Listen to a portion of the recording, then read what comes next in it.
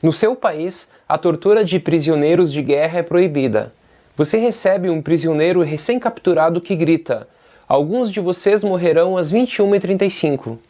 Você, sendo tenente do exército, torturaria o prisioneiro para obter informações e salvar civis?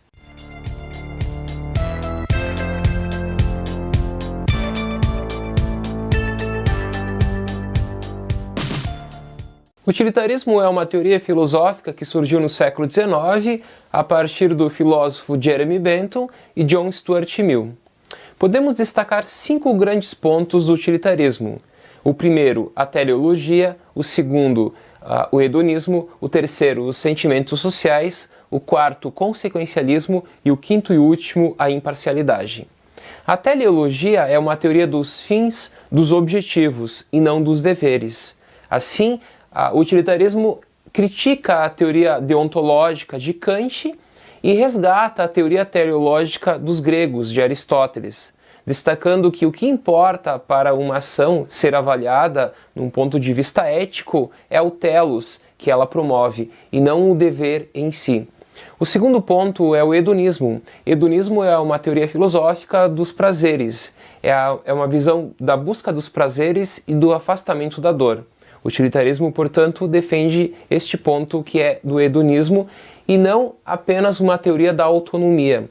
Kant, quando falava da ética, ele falava da ética a partir dos sujeitos autônomos. O utilitarismo, por outro lado, fala dos seres que sentem dor ou prazer. Portanto, no cálculo utilitarista, além dos seres humanos, também entram neste cálculo os animais. O terceiro ponto do utilitarismo são os sentimentos sociais. Portanto, este hedonismo não é apenas individual, a busca do prazer individual, mas uma busca do prazer geral, para o social, para o maior número.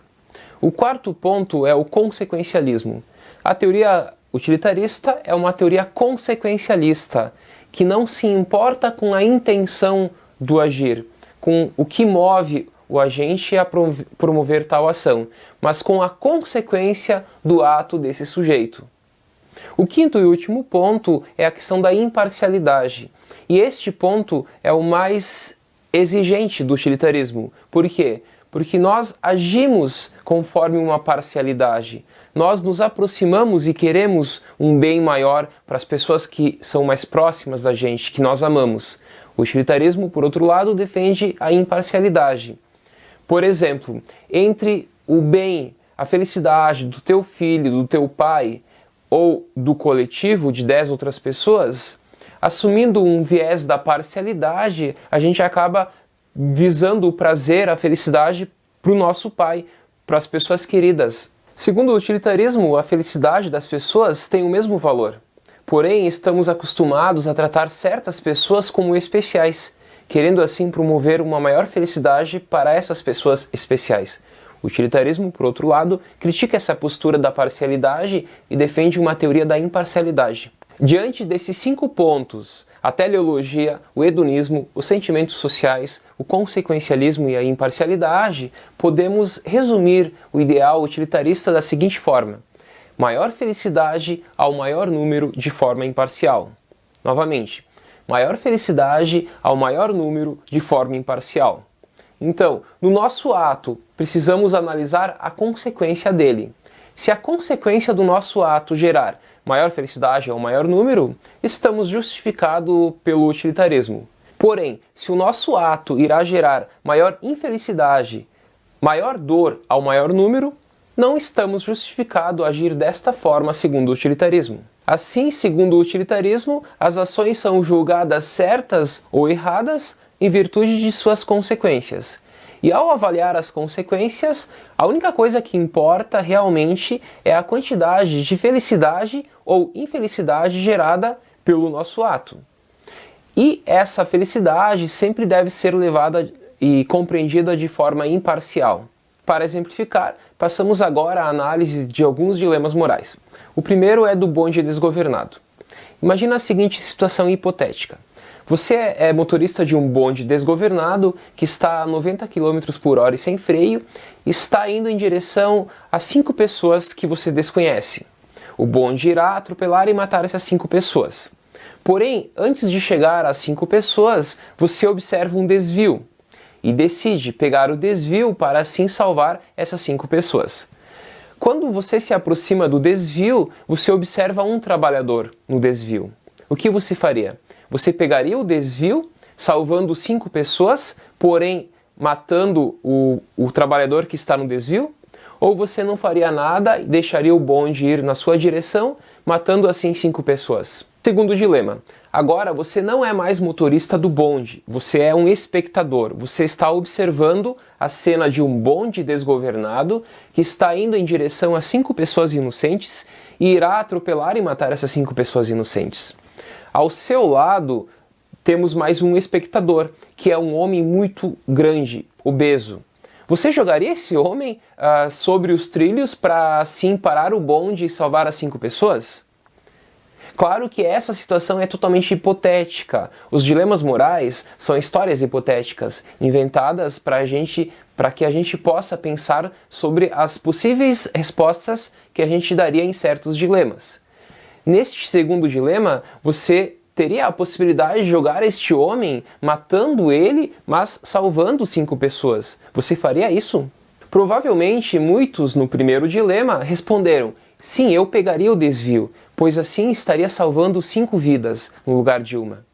Mas no segundo dilema, provavelmente a maioria não jogaria este homem obeso nos trilhos, pois estaria agindo diretamente na morte dele.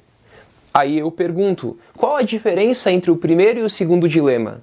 Não são 5 vidas e uma vida, tanto no primeiro como no segundo dilema? Por que escolher no segundo dilema não tirar a vida de uma pessoa para salvar 5 vidas? E no primeiro dilema, por que a maioria das pessoas normalmente respondem que sim, é justificável salvar 5 vidas no lugar daquele que está no desvio? Para o utilitarismo, o que importa é a maior felicidade ao maior número, de forma imparcial. Portanto, não importa se eu tenho que atuar lançando essa pessoa aos trilhos. Se eu salvar 5 pessoas no lugar de uma pessoa, estarei justificado pelo utilitarismo, pois assim estou gerando maior felicidade ao maior número. Mas agora, se colocarmos no desvio, no primeiro dilema, a sua mãe, o seu filho, o seu pai, uma pessoa querida sua, você pegaria o desvio?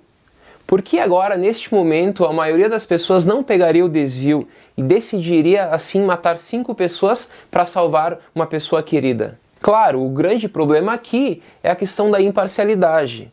Quando temos que decidir não envolvendo pessoas queridas na decisão, a gente normalmente é utilitarista. A gente preza por um maior bem, maior utilidade, maior felicidade para o maior número.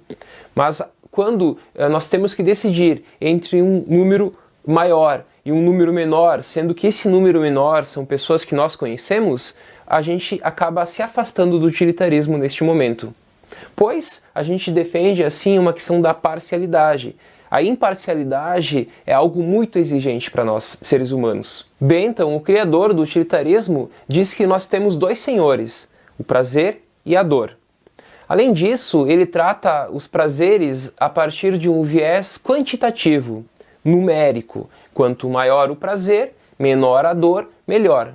Dessa forma, Bentham acaba não respeitando os direitos individuais. E isso vai ser criticado posteriormente por Mill, por John Stuart Mill, justamente nesse aspecto tanto dos prazeres, porque Mill vai defender aqui um viés qualitativo e não quantitativo, e também sobre a questão dos direitos individuais. Stuart Mill, assim, acaba humanizando o utilitarismo de Bentham, pois ele respeita, sim, os direitos individuais e ele faz uma distinção qualitativa dos prazeres elevados e baixos. Para Stuart Mill, há prazeres superiores e prazeres inferiores. Os prazeres superiores, por exemplo, são os prazeres do intelecto. Já os prazeres inferiores são os prazeres do corpo. Os prazeres superiores são mais desejáveis, segundo Stuart Mill, pelo maior bem que eles geram. São superiores também pela sua permanência, pela maior segurança em alcançá-los e pelo menor custo. E se mesmo assim ainda estamos em dúvida de quais são os prazeres superiores e inferiores, o critério que Mill destaca é que devemos prová-los. Provando esses prazeres, a gente vai se dar conta de que Há prazeres superiores e inferiores, e os superiores são mais elevados. Hoje fala-se muito em utilitarismo de atos e utilitarismo de regras. O que consiste cada um deles? O utilitarismo de atos diz que nós devemos promover sempre as ações visando maior felicidade ao maior número, ato a ato. Já o utilitarismo de regra defende que nós devemos, além de visar a maior felicidade ao maior número, pensar também em certas convenções, em certas regras, para assim não perdermos tempo em fazer cálculos toda vez que a gente for agir, o ato a ato. Então, a grande diferença é que no utilitarismo de regras, os autores que defendem esse utilitarismo defendem que devem existir convenções e regras. Para finalizar, citarei agora alguns casos concretos, alguns dilemas morais, alguns problemas, para que você possa pensar um pouco sobre esses casos e assim aplicar o que nós vimos neste vídeo do utilitarismo. Lembrando, maior felicidade é o maior número de forma imparcial. Passamos aos casos. Primeiro caso. No verão de 1984, 4 marinheiros ingleses estavam à deriva em um pequeno bote salva-vidas, no Atlântico Sul. Eles tinham apenas 2 latas de nabos em conserva e estavam sem água potável. Quando não tinham mais o que comer, o capitão sugeriu um sorteio para determinar quem morreria para que os outros pudessem sobreviver. Porém, Parker, um dos tripulantes, não concordou e não houve sorteio. Todavia, no dia seguinte, não havendo o navio à vista, o capitão decidiu matar Parker. Durante 4 dias, os 3 homens se alimentaram do corpo e do sangue de Parker. Por fim, o socorro chegou. Esses homens agiram corretamente? Segundo caso. Na Roma antiga, cristãos eram jogados aos leões no Coliseu para a diversão da multidão. Sim, de fato, o cristão sofre dores excruciantes quando o leão ataca e o devora. Mas pensemos no êxtase coletivo dos espectadores que lotam o Coliseu. Também havia a figura dos gladiadores, na política de pão e circo, que se enfrentavam para entreter o público e o duelo só terminava quando um deles morria, ou quando um deles ficava desarmado ou ferido sem poder combater. Neste momento do combate é que era determinado por quem presidia aos jogos se o derrotado morria ou não, frequentemente influenciado pela reação dos espectadores do duelo. Jogar cristãos aos leões e a luta de gladiadores é justificável? Terceiro caso. O conto Os que se afastam de Homelas, do autor Ursula Le Guin, relata a história de uma cidade utópica de felicidade e deleite, cujos habitantes são inteligentes e cultos. Tudo em Homelas, nessa cidade, é agradável, exceto pelo terrível segredo da cidade. A boa-aventurança de todos na cidade exige que uma única criança seja mantida infeliz, presa na sujeira, escuridão e miséria, e que todos os seus cidadãos descubram isso quando tiverem idade para compreender, normalmente entre os 8 e os 12 anos. Após descobrirem a verdade sobre a criança, a maioria das pessoas em Homelas ficam inicialmente chocadas e enojadas, mas acabam por concluir que se a criança fosse libertada e levada à luz do sol, toda a prosperidade, beleza e deleite da cidade seria destruída. Entretanto, alguns cidadãos, homens ou mulheres, jovens ou velhos, resolvem silenciosamente sair da cidade, se afastando para longe de Homelas, e ninguém sabe para onde vão. É justificável prender a criança no porão para o bem-estar de todos na cidade? Última história. Imagine que você é um prisioneiro num campo de concentração. Um guarda está prestes a enforcar o teu filho que tentou escapar e quer que sejas tu a executá-lo. O guarda diz que, caso não o faças, não só ele irá matar o teu filho, como também outro prisioneiro inocente. Não tens qualquer dúvida de que ele o consegue fazer. O que você faria?